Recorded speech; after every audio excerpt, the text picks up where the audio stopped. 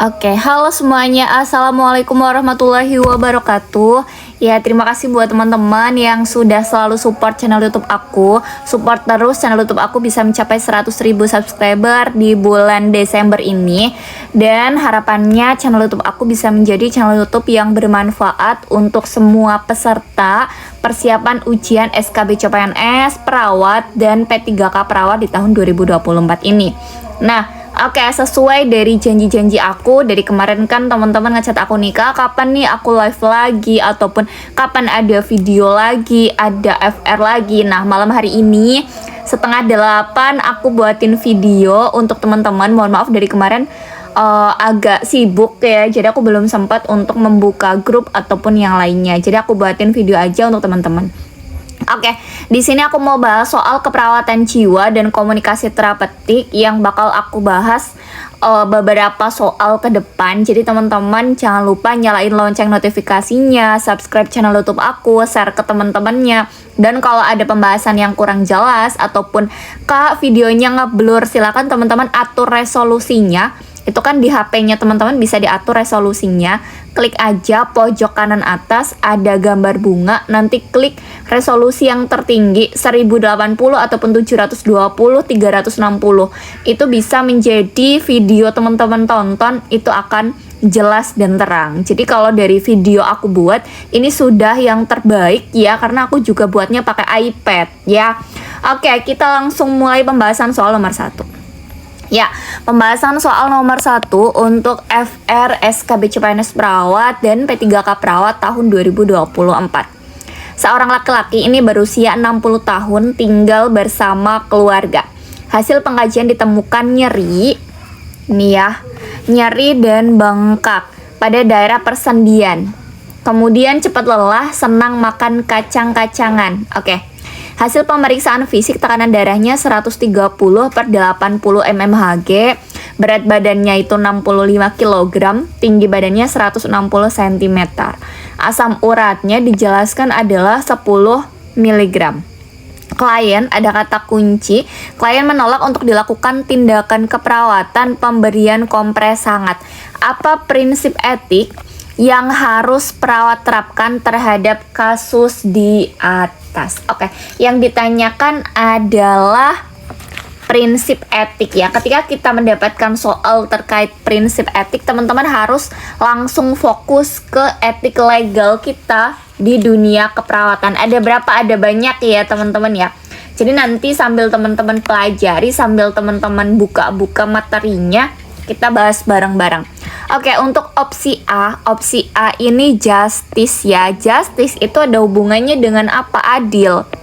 Ya, teman-teman sebagai seorang perawat dalam memberikan asuhan keperawatan, tindakan keperawatan ataupun memberikan hal lain yang ada hubungannya dengan pasien yang itu memang haknya pasien, ya silahkan teman-teman untuk memberikannya sesuai dengan SOP, adil banget gitu ya, tidak ada yang pilih. Misalnya pasiennya di situ demam ya, karena memang advisnya dikasih kompres ataupun paracetamol ya teman-teman berikan sesuai dengan dosisnya kayak gitu ya. Entah itu pasien BPJS, pasien umum ataupun pasien ya yang titipan kayak gitu ya. Oke, kemudian kalau veracity, namanya juga veracity, berarti kita harus bisa jujur. Apapun yang teman-teman berikan informasi, kemudian sampaikan, kemudian misalnya ada pasien yang tanya terkait harga ya, teman-teman harus bisa jujur. Informasi yang teman-teman sampaikan kepada pasien dan keluarga sesuai dengan realitanya. Sesuai realita.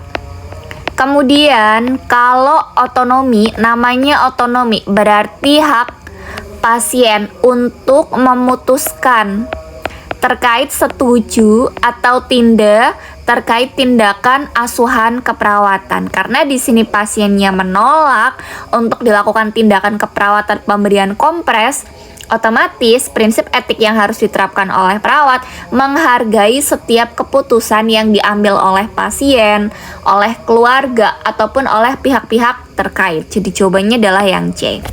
Kemudian yang D, beneficient. Apa yang teman-teman berikan kepada pasien itu harus bisa bermanfaat untuk kesembuhan pasien.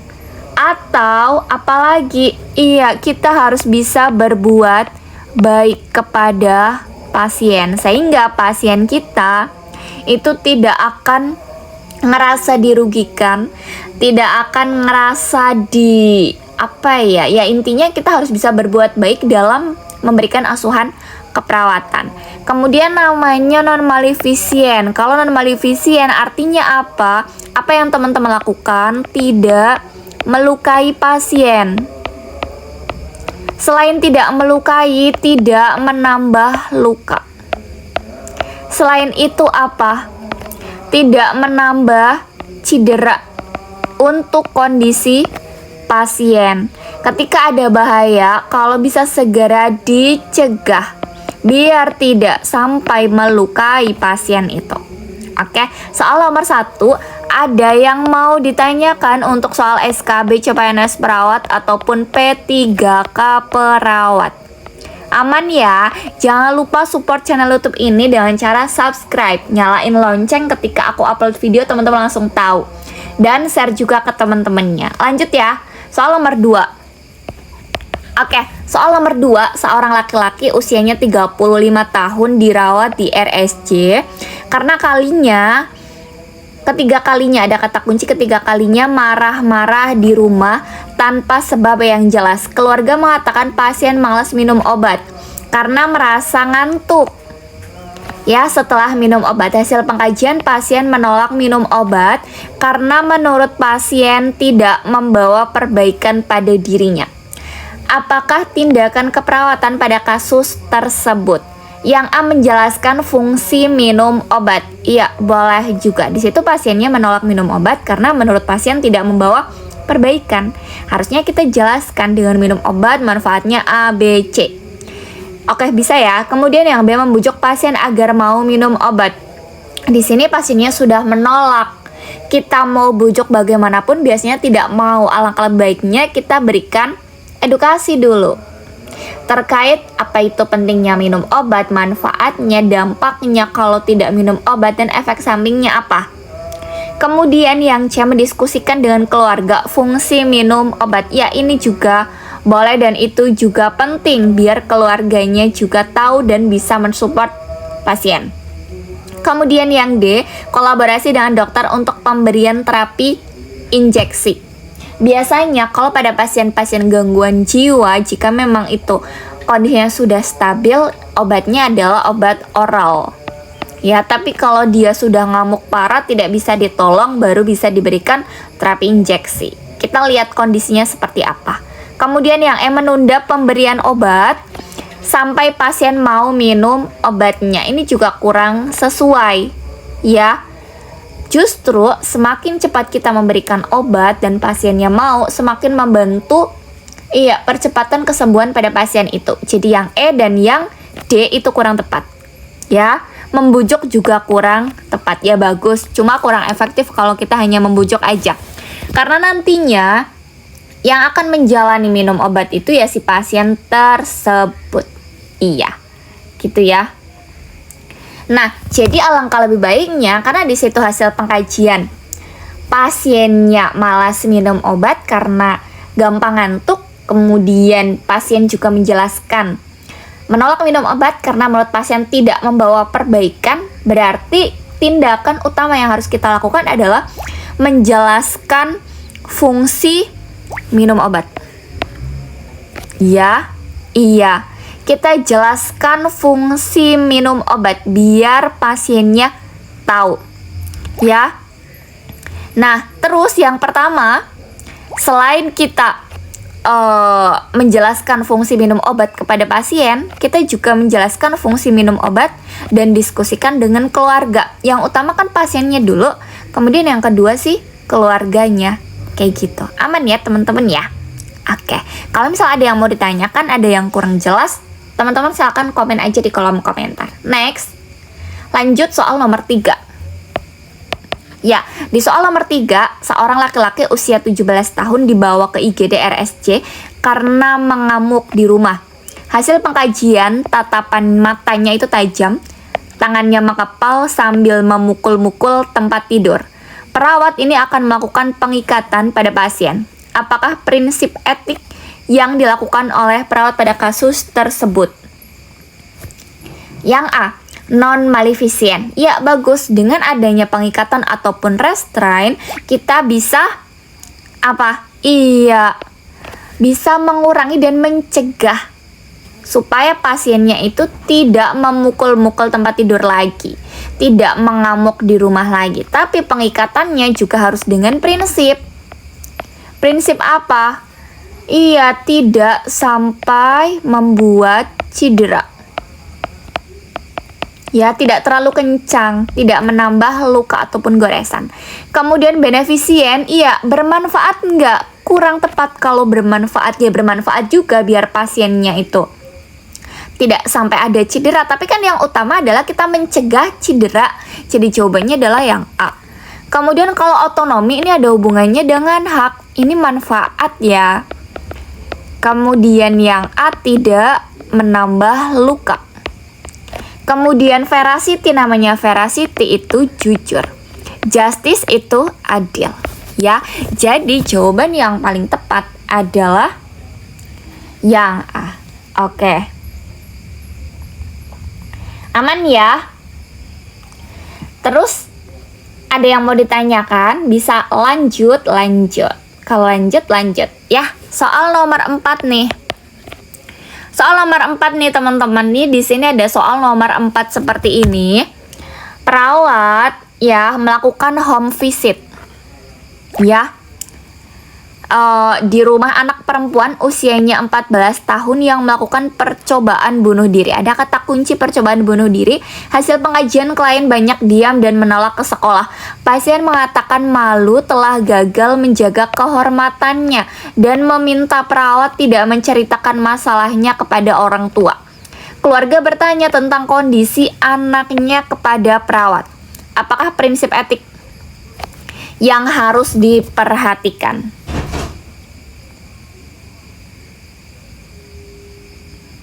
Kira-kira apa nih jawabannya dari teman-teman?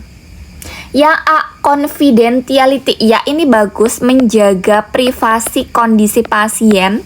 Apalagi di sini sudah menjelaskan pasien mengatakan telah gagal menjaga kehormatannya dan meminta perawat tidak menceritakan masalahnya kepada orang tua. Nah, ketika di sini keluarga bertanya tentang kondisi anaknya kepada perawat, prinsip etik apa yang harus diperhatikan? Ya tetap usahakan tetap menjaga privasinya pasien. Karena di atas pasiennya itu sudah menjelaskan tidak ingin diceritakan masalahnya. Ya, berarti kita sebagai seorang perawat harus bisa menjaga privasinya si pasien. Kemudian yang B, beneficient itu bermanfaat. Terkait apa yang kita lakukan kepada pasien harus bisa memberikan manfaat yang positif dan baik. Kalau otonomi berarti hak untuk memutuskan setuju atau tidak ataupun menolak. Kemudian veracity, namanya veracity berarti jujur. Apa yang telah kita lakukan ataupun kita berikan informasi kepada pasien sesuai realita. Kemudian kalau namanya justice berarti adil, ya. Sebelum teman-teman memberikan ataupun ketika teman-teman memberikan asuhan keperawatan kepada pasien, harus adil, tidak pilih-pilih mana pasien BPJS, mana pasien umum, mana pasien titipan, gitu ya. Oke, lanjut soal nomor 5. Kalau ada yang mau ditanyakan, tulis dulu. Oh ya, ini berarti jawabannya apa? Jawabannya yang A ya, yang confidentiality. Ketika ada pasien yang meminta untuk tidak diceritakan masalahnya kepada orang tua, kemudian orang tua bertanya kepada kita ataupun keluarga, harusnya kita tetap menjaga privasinya pasien dengan confidentiality. Harus menerapkan etik itu. Begitu ya teman-teman ya, soal nomor 4 aman ya. Oke, kalau misal nggak ada yang mau ditanyakan, kita lanjut ke soal nomor 5. Ya, soal nomor 5 teman-teman. Di sini ada soal nomor 5 seperti ini.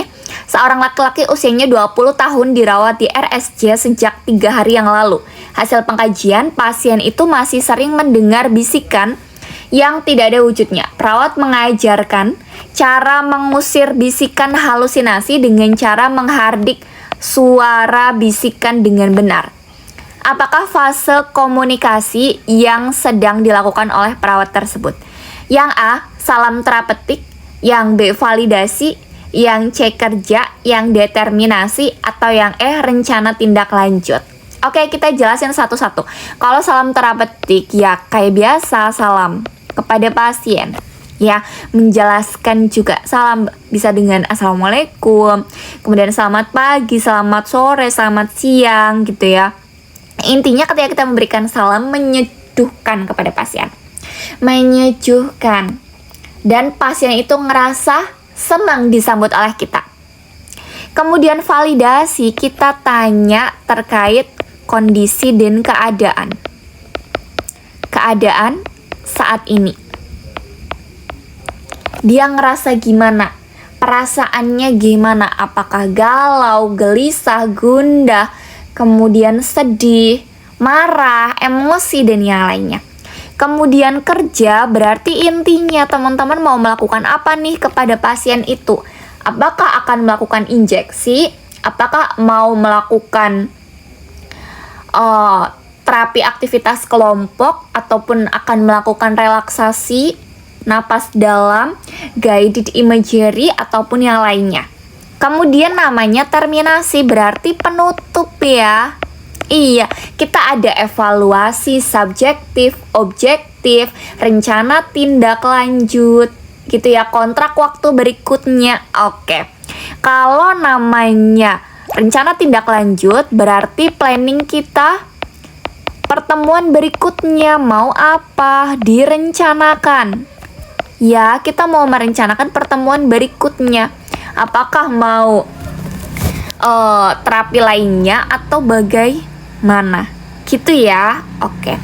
Jadi soal nomor 5, perawat mengajarkan cara mengusir bisikan halusinasi dengan cara menghardik suara bisikan dengan benar. Itu termasuk dalam inti ya. Kalau inti berarti tahap kerja. Oke, fase komunikasi terapeutik. Komunikasi terapeutik ya, itu ada berapa tahap teman-teman? 1, interaksi, berarti sebelum kita bertemu dengan pasien.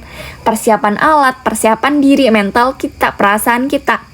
Kita nanti deg-degan atau tidak? Siapa sih klien kita? Oh, ternyata klien kita gubernur nih. Nah, berarti apa yang harus kita persiapkan? Ataupun, oh ternyata klien kita adalah atau pasien kita adalah dosen. Berarti siap kita nanti kalau ditanya-tanya lebih kritis. Kemudian yang kedua, berarti tahap orientasi, tahap awal ketemu pasien kita ngapain? Apakah kita salam? Iya, melakukan salam, perkenalan, kemudian validasi pasiennya, kemudian kita melakukan kontrak waktu, tempat, tindakan, dan cara. Ataupun ya nanti mau melakukan apa. Kemudian tahap berikutnya adalah tahap kerja, dan yang terakhir tahap terminasi atau penutup. Kalau tahap kerja berarti tahap intinya. Begitu ya. Oke. Lanjut soal nomor 6. Ya, di sini ada soal nomor 6 seperti ini, teman-teman. Seorang laki-laki usianya 30 tahun dibawa ke RSC karena mencoba membakar dirinya sendiri. Pasien mengalami kehilangan anggota keluarga akibat kecelakaan 1 bulan yang lalu. Hasil pengkajian, pasien tampak gelisah, mondar-mandir, tatapan matanya itu tajam dan ingin memukul orang yang menghalanginya. Apakah intervensi keperawatan yang sesuai pada kasus tersebut?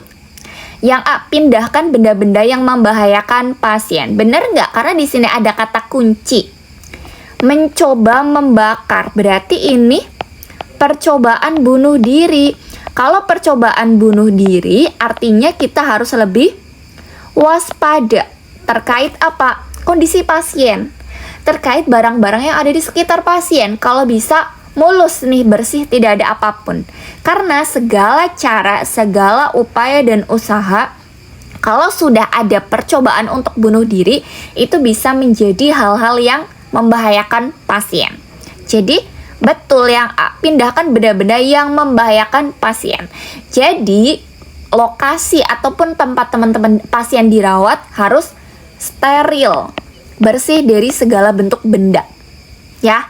Kemudian tingkatkan hubungan interpersonal yang sehat.